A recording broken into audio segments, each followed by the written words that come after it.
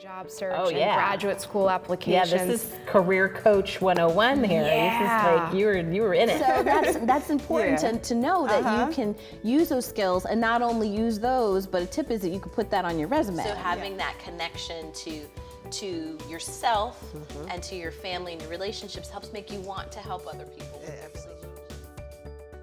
Thank you for coming in and tuning to Career View Mirror. My name is Joyel Crawford. I'm your host. And today on this episode, we have Daria Torres. She is a strategic advisor, university professor, and board director. She's the founder of the Walls Torres Group, a strategic management consulting firm that combines dedicated client service with world-class expertise to facilitate positive change in organizations that aspire to excellence. She is a widely sought after executive level advisor who has helped some of the highest performing leadership teams and boards grapple with complex strategic questions, build clarity and consensus, and establish commitment to new directional paths. In addition to leading Walls Torres Group, Daria has served as an adjunct faculty member at Rutgers University School of Business in Camden. She also participates actively in her community and church, including board service as the chair of Giving Cycle, an innovative experiential philanthropy program for middle school students, and as an alumni trustee of the University of Virginia Idea Fund, and previously as a director of the Holland Scholars Program and the Camden Dream Center.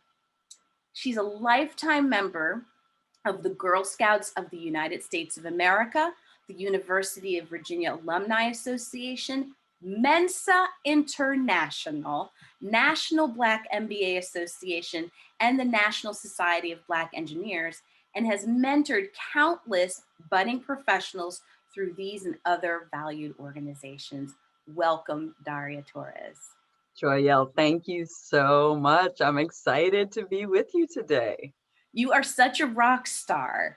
I'm so impressed with all of the things that you have and you're doing, and that you're cultivating, the organization that you're in, the community that surrounds you. You're supporting budding leaders, and that's what I love to do. We have that in common. We grow leaders for a living, and various other organizations too. As I was reading your bio, I was like, I was a member of the National Black MBA Association, and to find out you can get a lifetime membership to the Girl Scouts of America, I'm going to make sure I just go ahead and register that as well. Yes, on my honor. I will try. I will try. So looking at your career view mirror, what can you share about how you got involved with these various facets of your career? I like to say that it looks like a diamond. So how did you get involved with so many things? Well, the fact that you even use that term facets, I absolutely love. Just the idea of a prism almost, it is what it invokes, right? Mm-hmm. And when you look at something from its different sides, you might see different things, depending on how you tilt it, how the light hits it. And I think our careers are the same way. And it depends on what stage of life you're in, the gifts that you're aware of, that you're tapping into at any given moment, and how relationships and opportunities evolve over time. Absolutely. So I was, as you highlighted, I believe I was an engineer first out of undergrad. I worked at Lockheed Martin in one of their secure communications areas. So I had top secret clearance. Ooh. And wore a lab coat to work every day. But in terms of that work, one of the things that is transferable and is really applicable to any field is working with tools and problems, right? It's just how they get applied. Yeah. So now, as a consultant, as an advisor, as a board director, I'm still working with tools and problems. It's just that they're less in a tangible context. They're much more in a intangible context. So strategy, governance, leadership, these are things that you can't really hold, you can't hold with your hands, but they actually have vast implications and certainly a lot of facets that we can explore in terms of the problem solving that is necessary. Absolutely. I would love to say that we are kindred spirits because, again, Strategies is part of my company's business name, and that is what you do best. And I really believe that as you're looking at all those different facets, you hit the nail on the head about transferable skills and how you can lend yourself to those other things and other organizations and help those other businesses and organizations thrive and survive, especially nowadays in this changing environment. Absolutely. So you wear a whole bunch of different hats and you founded your own strategic advising firm. Can you discuss that transition a little bit more from working for someone else now working for yourself? Sure, sure. Well, anytime you take that kind of a leap, as you know yourself, it requires courage. Mhm. It requires constant learning. It requires being willing to make mistakes. Mhm. So, you know, you're aware that you're making trade-offs, right? You're leaving the comfort and the security of having resources, of having inbuilt networks, Mhm. to one where those things don't have the same kind of boundaries or limits, right? So, Right. by the same token, as expanding this new frontier and the uncertainty that it involves, but that also expands the opportunity. Yes. So that's the way I've thought about it, and been able to rationalize to keep going, even when you hit periods like 2009 and now, Yes. where the macroeconomic factors might suggest, no, go back to that security. But Right. no, you have to remember what got you here in the first place, which was the courage, the conviction, and the constant learning commitment, Yes. that get you to that other side. Courage, learning, and commitment. I'm going to write those down, and I think those are very huge keys. And that there are low times, like you said. You mentioned 2009, and now economically, it can really put one in put you in your place in a low place when things aren't zooming and booming as much as they used to. But digging down to that why of why you're doing that really Mm-hmm. hits home. Thank you for sharing that answer. So, as we're talking about challenges, this year has been a year of clarity Yes. for most. So, a lot of people are searching for purpose. Mm, And I love your phrase, purpose is like glue. mm, So, what's your advice for finding purpose and passion in your work? mm. Well, I think it's important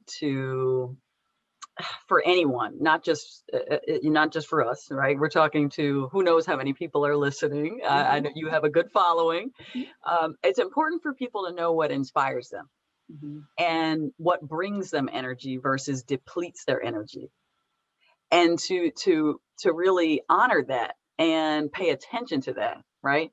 Because have you ever heard the expression, it's not what keeps you up at night, it's about what gets you up in the morning?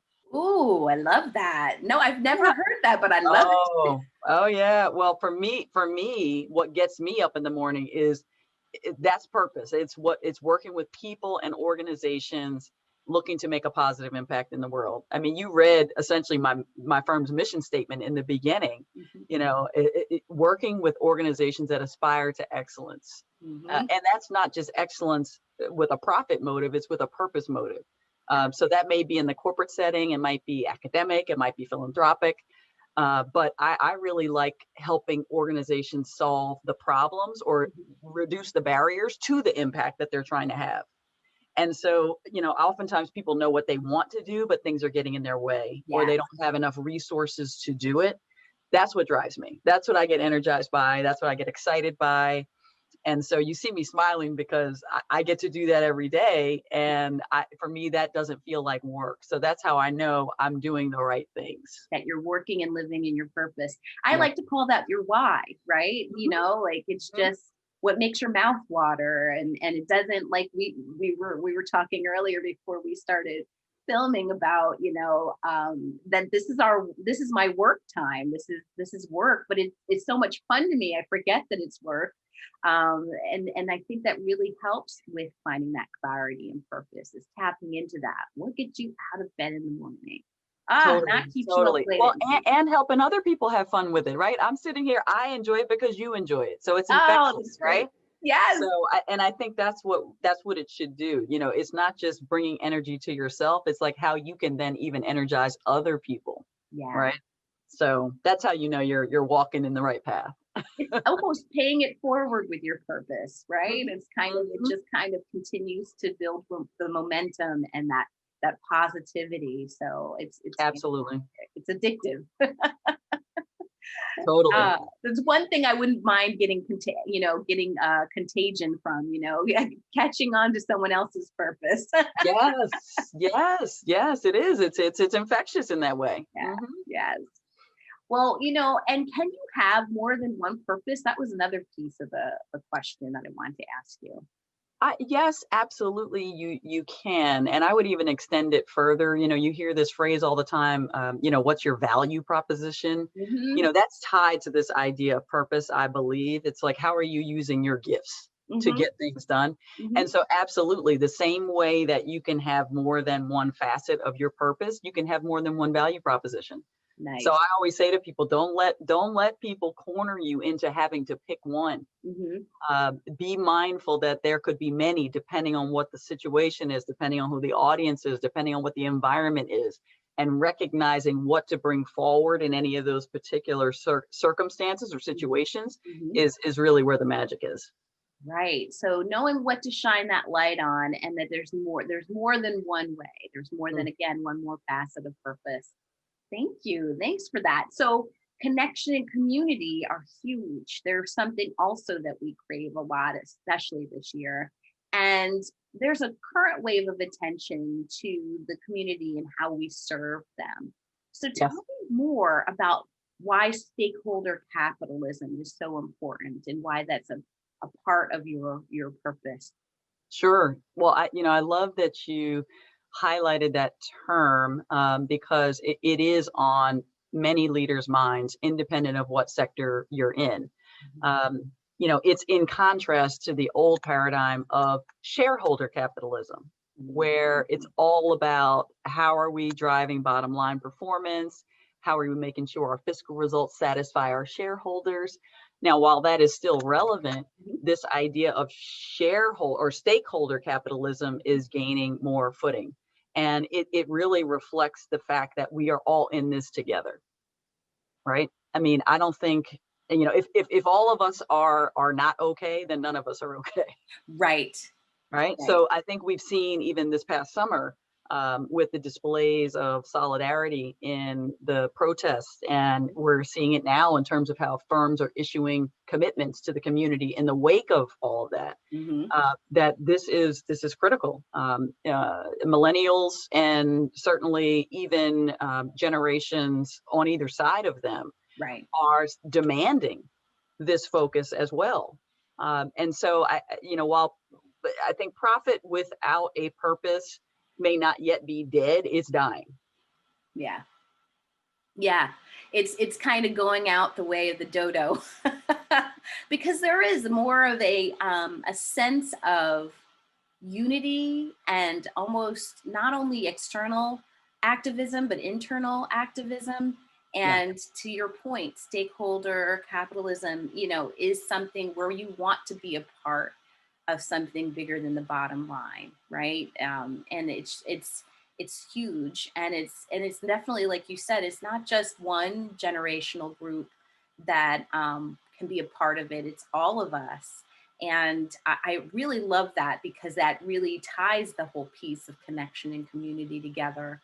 And it's something I think we need to continue to shine that light on and Yeah. continue to celebrate and highlight. Amplify Just is the word I was looking totally I would, you know what, that was the word that was here as well, just the amplified consciousness, for. right? That Mm-hmm. we are all connected, and my success is tied to your success, and the disadvantages that may seem external to me are actually not. They impact me too, right? So again, this idea of if all of us are not okay, none of us are okay. Right. I think that's something we all need to just elevate and amplify our consciousness of, and bring more to the forefront of our work. It's so needed, and not just now, but like going forward. It's not just this box to check off. I'm finding that there's a lot of boxes that people are checking off, kind of like, okay, we did this, but it's not about just checking the box. It's really infusing it into the culture of our organization. We could talk for an hour plus just about that. No, really. I mean, this idea of checking boxes, it's tidy, it's Mhm. convenient, but it misses so much nuance, right? Of just, it's an overused term now, but intersectionality. I mean, we bring Yeah. so much to the table, and when you try to just focus on one aspect of someone's identity or one facet of some community's culture, then Mhm. you're missing so much. Yes. So no, this is we could talk for a long time about that. That might have to be, Well, maybe we'll have offline, another Joyel. episode. We'll have Daria Torres part 2. We can have you come on again. Hey, I'm up for it. Fantastic. Yes, indeed. So you love seeing youth being engaged in service within the community, speaking of community. And so can you tell us a little bit more about your work with helping youth ignite a spirit of generosity through Giving Cycle? Oh, well, that is such a treat for me. I enjoy it so much. Giving Cycle does put middle school students in the mode of functioning as a philanthropist. So cool. So I, I love it, right? So Giving Cycle's a foundation launched in 2015. I am the current board chair. We work with schools, out of school or after school programs, other youth programs. And to date, 1,500 youth have completed one of the programs where essentially the students themselves direct funds to organizations who they see doing great work in the community on issues that they care about. So Giving Cycle raises the funds and the youth get to decide where the funds go. Where they go. And what's key is that these dollars are unrestricted. So, Mhm. a lot of times nonprofits are given restricted Right. funds and therefore have to spend them certain ways or have Mhm. strings attached or requirements. Not, unrestricted funds are like oxygen to a nonprofit. So it's just been a real treat, as I said, for me to be involved with that, particularly given that my 2 sons founded Giving Cycle. Oh my goodness, that's fantastic. And Yes. what a proud mama you must be to know that they came up with this. Very much so, very much so. So, at 18 and 15, subtract 5 years.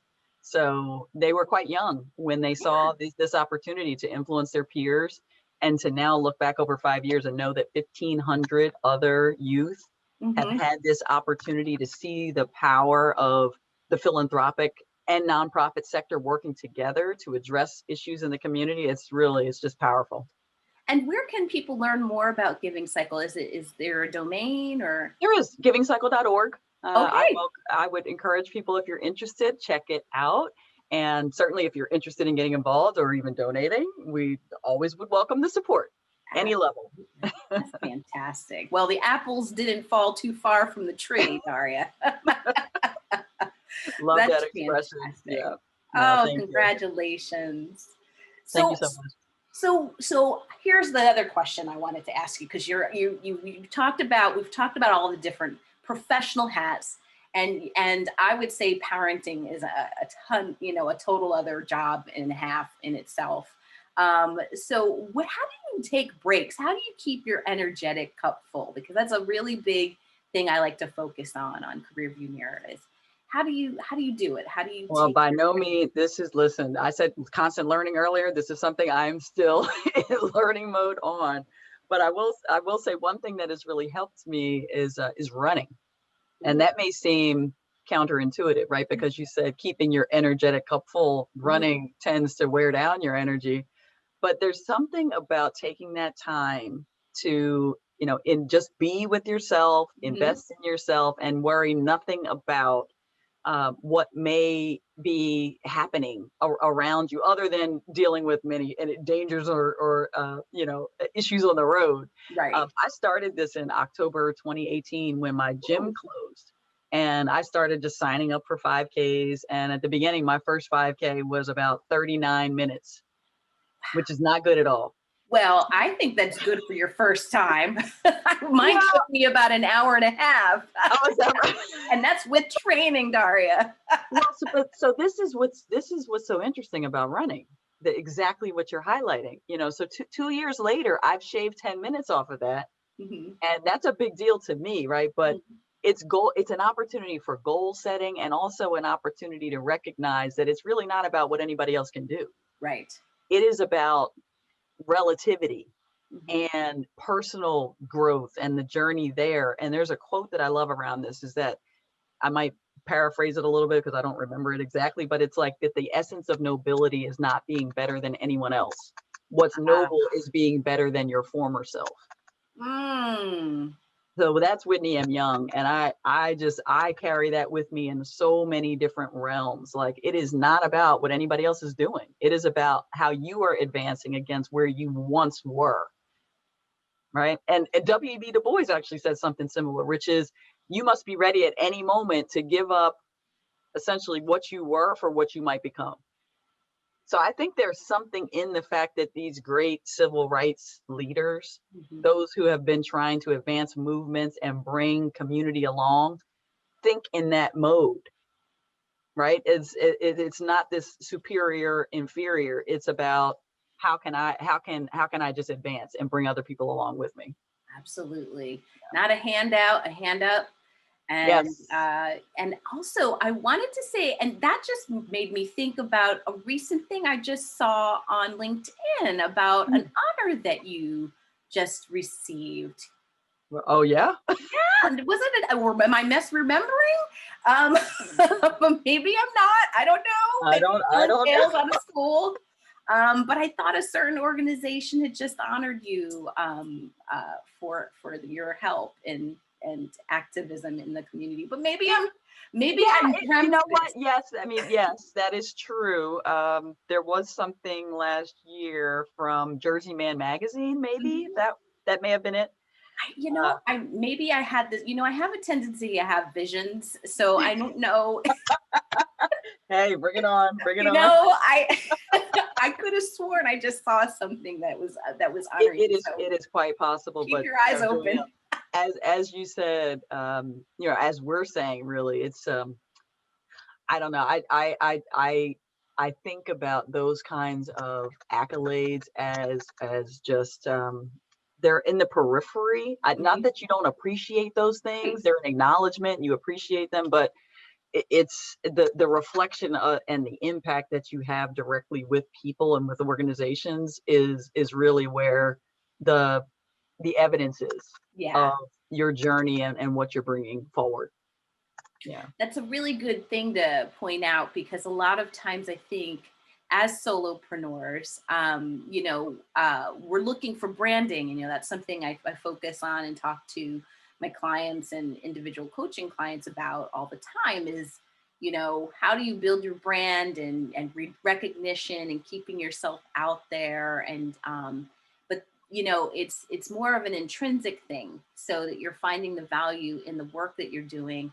And the rewards and the recognition is nice to see and not to diminish it, but it's really about the work that you're doing to help others push along. And that's kind of the fuel that we look at. It's like it's not the applause. It's almost like the program.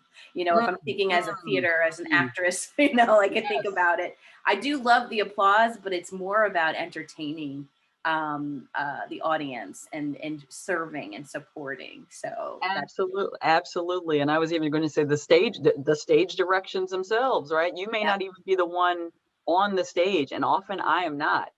And that is totally fine by me, because as long as what the output is meets the need, then we have achieved the goal, right? Oh, right on. So what would you, this is my quintessential favorite question to ask on the show, is what would you share with the past you? What would you share with the little Daria a few years ago, or, a few decades ago, what would you share with her career-wise? What pieces of advice would you give her?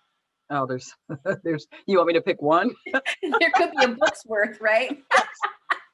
Hey, there you go. I might have to.